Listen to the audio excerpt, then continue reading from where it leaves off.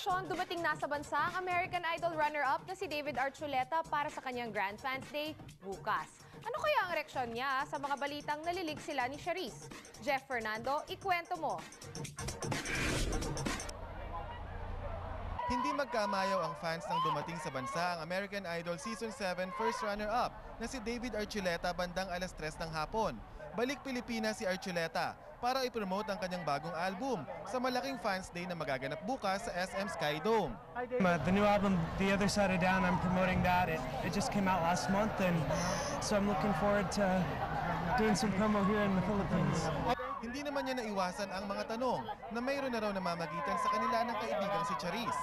But I'll get to see her next week, so it'll be good to see. Charisse is awesome. At dahil malapit na sa puso ni David Archuleta ang kanyang Pinoy fans, heto ang kanyang personal na mensahe. Salamat po, mahal ko kayo. Mahal ko kayo, yeah, right? I said, yeah. All right, hi there. Sundan mo. Na-delay ng isang oras ang pagdating ni David Archuleta mula sa bansang Singapore. Pero ayon sa kanya, sulit naman daw ito dahil muli niyang makikita at makakabanding ang kanyang mga fans na Pinoy sa kanyang mini concert bukas.